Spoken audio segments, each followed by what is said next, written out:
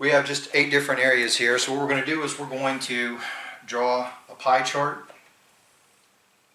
and we're going to break it up into 8 different areas, and we're going to stick this little red dude in the center. This is you. Alright? So I have 8 different areas. The first one we have is awareness. So I'm going to go ahead and I'm going to train my awareness. When I train that awareness, I now become covered in that area. Second thing we have is BJJ. I become covered in that area. Third, striking. Fourth, takedowns. Fifth, fitness. Sixth, knife. 7, gunplay. 8, being able to employ all of this under stress. Each one of these forms a layer of our pie, and you can actually break this up into different percentages and so on and so forth, but you get the basic idea of what I'm doing here. Now, if you're at the center of this pie chart, I'm sorry, my OCD is kicking in here. If I'm at the center of this pie chart, and I have great BJJ skills, and I have great striking, and I have great fitness, but now all of a sudden I've never actually done this under stress. And by stress I mean a self-defense scenario. I now have an avenue where people can attack. Okay? Following that same thought process through,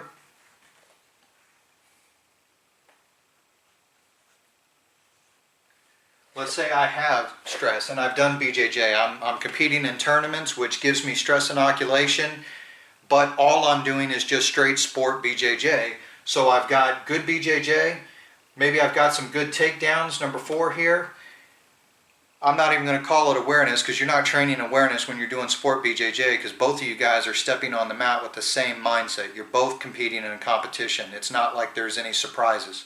So you would actually lack awareness. You would have stress, but you would lack gunplay and lack knife play.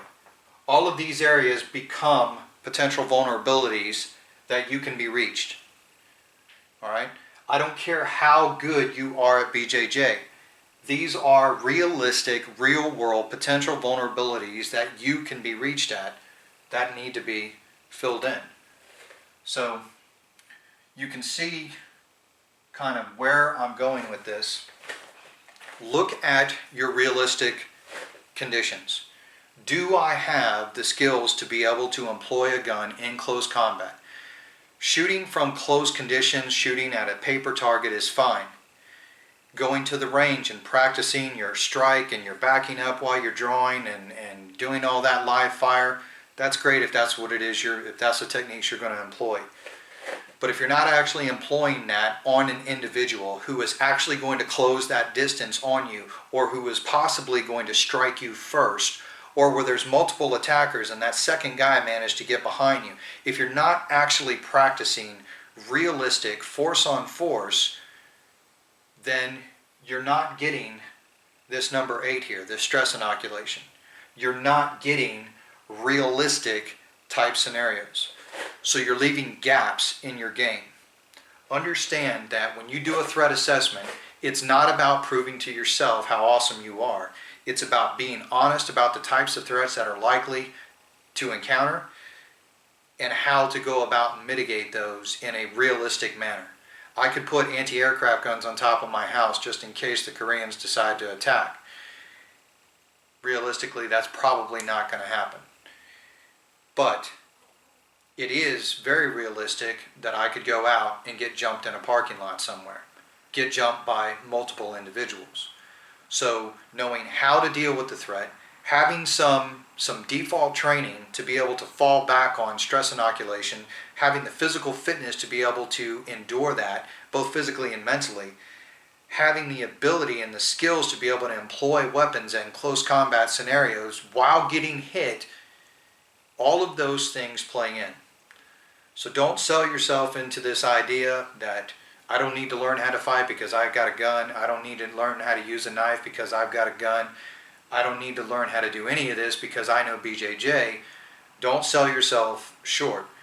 Sure, the likelihood of you ever having to employ a knife is probably very slim, but it's one of those things. It's better to have it and not need it than need it and not have it.